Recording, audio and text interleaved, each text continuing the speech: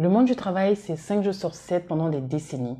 Autant comprendre ce qui s'y passe vraiment. Alors, installez-vous avec nous pour 15 minutes d'échange franc, sans filtre, sur les réalités du quotidien pro. Prêt? C'est parti!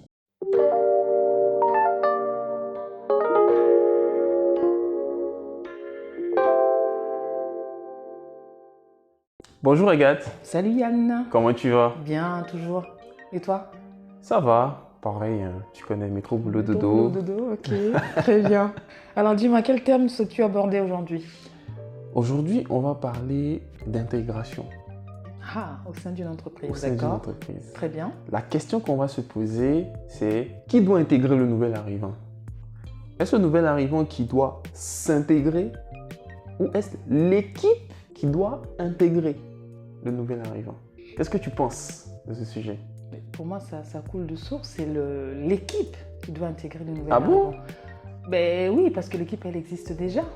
On suppose qu'il y a déjà la cohésion d'équipe. Et donc, c'est à elle d'intégrer ce nouveau collaborateur pour que cette cohésion puisse se faire de façon pérenne.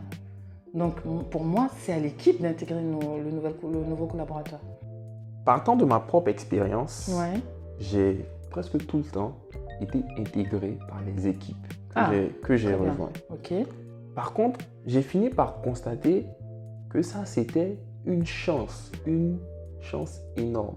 D'accord. Parce que dans mon environnement, dans mon entourage, j'ai plusieurs personnes qui ont vu soit des périodes d'essai rompues Ouais.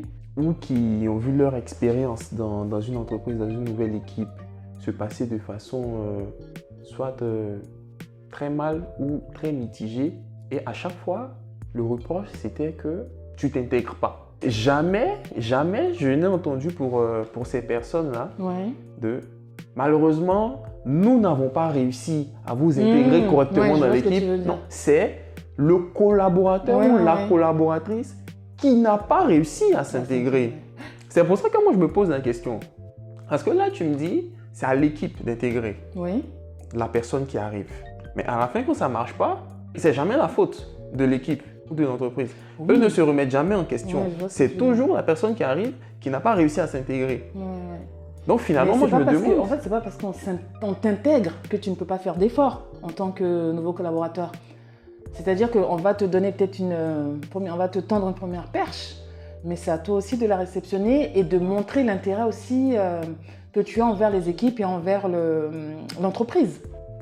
C'est là où on va parler de l'intégration qui ne s'est pas faite parce que si on t'intègre une fois, deux fois, mais que tu n'es pas réceptive, à un moment donné, les gens vont te laisser de côté puisque tu n'as pas envie d'être dans cette phase-là d'observation et de réception de l'information. Donc là, tu prends clairement le cas d'une entreprise d'une équipe Ouais. qui fait l'effort d'attirer l'autre vers le groupe. Ouais. Moi, je te donne un exemple, une histoire qui m'a été racontée dernièrement par une amie. Elle a rejoint un nouveau cabinet D'accord. et premier jour, elle arrive, ils sont dans en fait, ils avaient des petits open space de 3-4 personnes. Voilà. Bon, disons des petits bureaux de 3-4 personnes. Premier jour, elle arrive, elle est avec sa manager. Elles sont deux dans le bureau. D'accord. Et à un moment, il y a une troisième personne qui arrive, qui dit bonjour à la manager J'ai et peur qui pour la suite. ignore mon là ami. là là là. Oui. Cette personne-là s'assoit. Naturellement, tu te poses des questions. Mais tu viens d'arriver, c'est ton premier jour. Bien sûr. Tu vas pas commencer à dire Bonjour. oh, Ouais. je suis là en fait. Ouh là là. Tu commences pas comme ça. Donc, D'accord. bon, elle se tait. Elle continue de prendre connaissance des informations, des ressources qui lui ont été données. Il y a une quatrième personne qui entre. Cette personne a dit bonjour à la manager et à l'autre. Non, je te crois pas. Mais si. Waouh. Ou alors on m'a menti. Et elle s'assoit. Et figure-toi qu'à midi, ils sont partis manger Sans elle. elle. Ah non, là, c'est pas une intégration, là. Là, c'est un Comprends? boycott. Tu comprends? Sa période d'essai était reconduite, mais figure-toi que dans l'entretien avant le prolongement de sa période d'essai, on lui a dit qu'elle est un peu timide. Mais comment vous voulez qu'une personne ne soit pas timide si dès le premier jour vous vous comportez de la sorte? Faut favoriser Déjà, si cette personne est d'un naturel un peu introverti, Mais En fait, là, accompagner-la pour qu'elle puisse s'ouvrir. Exactement. Là, quelqu'un qui est introverti, Mais la personne se ferme. Elle s'enferme, oui, elle se ferme vois. complètement. Hein. Mais moi, là, j'aurais dit bonjour à la personne. Je me dis bonjour. Je pense Pour que cette cette personne se rende compte que c'est impoli, en fait. Waouh, mais là, c'est une question d'éducation, en fait. On va Voilà. au-delà de l'intégration. Finalement, sa période d'essai n'a pas été rompue. Mais tu te rends compte que là, en termes d'intégration, c'est pourri. Et pourtant, il y avait ce mécanisme de « Ah oui, tu as un parrain ». Oui, tous ces trucs-là. Oui, bien sûr. Mais à la fin, pour moi, c'est vraiment c'est bullshit. C'est de la politique. C'est que de la communication. Pour, comme on dirait dans le langage courant, pour faire genre. Oui. Voilà. Mais en réalité, il n'y avait aucune intégration.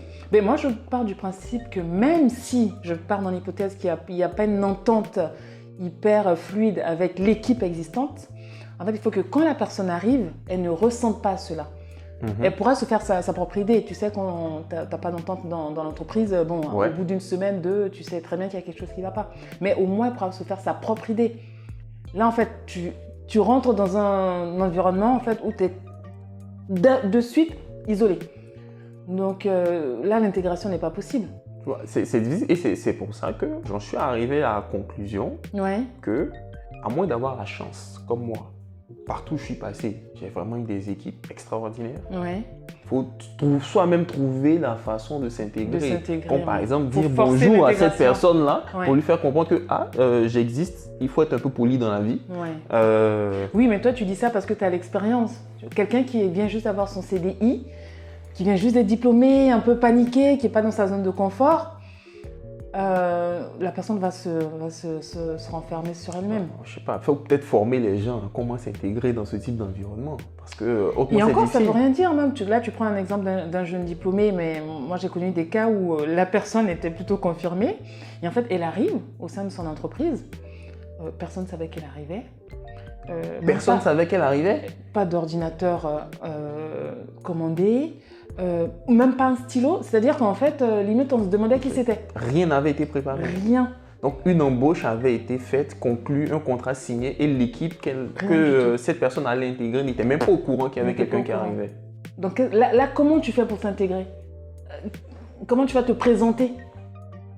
Peut-être qu'il faut mettre un peu tout ça dans de l'humour et dire que, ah bon... je pense que ça sauve des fois l'humour parce que... Je pense que quelqu'un qui fait bien des blagues là pourrait, j'ai envie de dire, détendre l'atmosphère et transformer tout ça en gag, quoi. Il faut être fort mentalement surtout, en fait. C'est surtout ça. C'est là où ton mindset prend une place importante parce que le poste, il te plaît, mais les collaborateurs te mettent les bâtons dans les roues, mais il faut que tu t'imposes. Là, dans le cas que tu viens de décrire, là, c'est même pas encore les collaborateurs qui te mettent des bâtons dans les roues. C'est l'entreprise. C'est l'entreprise et c'est process même qui te mettent des bâtons dans les roues. Parce qu'eux, ils ne savaient pas que tu arrivais. Ils sont pas prêts. Ils s'attendent à personne. Mais oui, en soi, oui, je suis d'accord avec toi.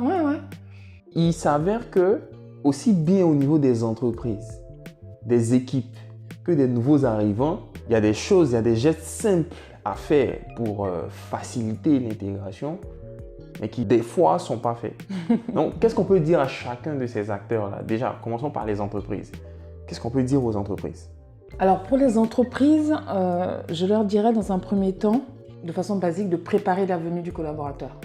D'accord. C'est-à-dire qu'à partir du moment où on sait qu'on intègre une nouvelle personne, on peut, par exemple, ça se fait souvent dans les entreprises, faire un déjeuner avant l'intégration de la personne au sein de l'équipe. C'est-à-dire un déjeuner un peu formel, où la personne rencontre déjà les équipes, elle se familiarise avec eux autour d'un déjeuner d'équipe, par exemple. Ça, c'est basique, c'est bienveillant et ça te permet d'être en confiance quand tu arrives en tant que nouvel arrivant. Peut-être aussi qu'il faudrait préparer les équipes même, ne serait-ce que informer tous les membres de l'équipe qu'il y a quelqu'un qui arrive. Tout à fait. Et vraiment, ce qui est intéressant, c'est qu'il ne faut pas que la personne se sente seule dès le départ. C'est-à-dire qu'il faut toujours qu'il y ait quelqu'un, un mentor par exemple. Un vrai mentor. Un vrai mentor qui est vraiment là, qui est dédié à ces personnes-là pour justement l'accompagner de façon informelle sur peut-être le site en lui-même, mais également sur la présentation auprès des différentes équipes. Ok. Voilà, déjà pour que la personne se sente un petit peu dans son élément. Et souvent, ce qu'on fait également en entreprise, c'est que pendant la période d'essai, on en fait des étapes, tout simplement. Des étapes à une semaine, voir comment la semaine s'est passée, à 3 mois ou un mois. En fait, l'idée, c'est vraiment de définir des steps pour que l'entreprise puisse déceler s'il y a un problème ou pas et pouvoir y remédier avant qu'on arrive à la fin de la période d'essai. D'accord. Bon, là, tu as déjà introduit le point concernant les équipes. Ouais. Tu as parlé des mentors. Donc là, je vais encore plus spécifique. Qu'est-ce qu'on dit aux mentors? À ces personnes qui sont censées jouer les rôles de parrain. En fait, qu'est-ce qu'ils doivent faire? C'est quoi leur rôle? Parce que moi, encore, j'ai déjà entendu des choses où on me dit que le parrain, c'est pas à lui de venir vers le ou la nouvelle collaboratrice. Ah si, c'est la nouvelle collaboratrice qui doit s'approcher du parrain pour poser des questions. J'ai trouvé ça lunaire en fait. C'est le parrain, c'est toi qui viens et qui introduit la personne, qui met la personne à l'aise. Donc, qu'est-ce qu'on dit aux parrains? À toutes ces personnes qui, disons, nous écoutent, qui vont être parrains de nouveaux collaborateurs, qu'est-ce qu'on leur dit? Il faut faire en sorte tout simplement d'accompagner la personne. C'est-à-dire, à partir du moment que la personne entre dans l'entreprise, il doit être le parrain, si c'est pendant une période donnée de peut-être une semaine ou 2 semaines, pendant cette semaine-là, en fait, il faut qu'il fasse en sorte que le collaborateur soit vraiment à l'aise et accompagné et qu'il puisse être réceptif à toutes ces interrogations et qu'il puisse y répondre. Et s'il ne peut pas, le diriger vers le bon interlocuteur. Donc, ça passe par de la bienveillance. Regarde, je te donne un exemple. Quand tu regardes un film d'horreur, t'es pas très serein. Tu sais, quand tu vas aller dormir, tu te dis, bon, tu vois des ombres bizarres, là, tu te demandes ce qui se passe. Qu'est-ce que tu fais? En fait, souvent, tu t'enroules sous la couette et puis bon, tu la mets au-dessus du visage, voilà, avec un petit œil qui regarde un petit peu les ombres bizarres. Mais qu'est-ce que tu fais? Tu te rassures, en fait. D'accord? Donc, ce rôle de mentor-là, c'est vraiment de faire en sorte de rassurer et de protéger, c'est un gros mot, mais en tout cas, être bienveillant tout au long pour que la personne se dise, bon, là, je sens que je suis intégrée et que je suis reconnue. Il faut vraiment que ces mentors, ces parrains-là comprennent qu'il faut qu'ils aillent vers les personnes parrainées. Oui, bien sûr. Ce sont des accompagnateurs. Exactement. Voilà. On se rapproche de la personne pour accompagner, aider la personne. C'est ça. Que ce soit dans le parcours ou même pendant les pauses déjeuner. C'est pas normal qu'un quelqu'un qui arrive mange tout seul, par exemple. Exactement. Je suis désolée. Donc, c'est vraiment ce rôle-là qui est important. D'accord. Et maintenant, qu'est-ce qu'on va dire aux collaborateurs eux-mêmes? Alors, les équipes, hein. Non, là, on a parlé des équipes. Okay, on va parler du collaborateur qui vient d'arriver. Le collaborateur qui arrive, c'est vrai que c'est pas évident parce que déjà, tu intègres une nouvelle entreprise. Souvent, tu es celui qui est observé, tu es un petit peu le moment d'attraction parce que tout le monde veut savoir qui tu es. Donc, il faut avoir une position un petit peu d'observation et il ne faut pas s'imposer non plus. C'est délicat. C'est-à-dire qu'il faut avoir une écoute active, réagir au bon moment, mais pas être omniprésent parce qu'il ne faut pas qu'on ait l'impression que tu es là depuis 6 mois en fait. Il faut être à l'aise, mais sans trop en faire non plus. Donc l'idée, ça va être de ne pas être trop en retrait. Exactement. Et de ne pas être, disons, trop visible dès le départ. Il faut y aller progressivement. Mais oui, parce qu'il faut que tu t'adaptes. Tu ne connais pas les tempéraments des personnes. Donc il faut que tu arrives à jauger justement quelle attitude avoir. Donc, si je récapitule, c'est observation pour comprendre l'environnement social, écoute active, c'est-à-dire on écoute, on comprend et on agit en conséquence. On interagit avec les autres. On ne reste pas que dans l'écoute, on est un peu dans l'action, un peu dans l'écoute, dans l'observation. Exactement, ouais. Est-ce que ça te va? Bon, ça me va, je pense que c'est correct. C'est correct. Donc, bon. Je pense que vous constatez, il y a des efforts à faire de toutes parts, aussi bien de la part de l'équipe, de l'entreprise que du collaborateur. Donc, nous sommes curieux de savoir comment vos différentes intégrations se sont passées. Est-ce que vous avez eu des mauvaises expériences ou des expériences, disons, fabuleuses, excellentes, comme moi j'ai pu en avoir? Nous sommes curieux d'avoir vos avis sur la question qui doit intégrer ou qui doit être intégré. Voilà. Question. C'était notre sujet d'aujourd'hui. Nous vous remercions de nous avoir écoutés. Au revoir. À bientôt.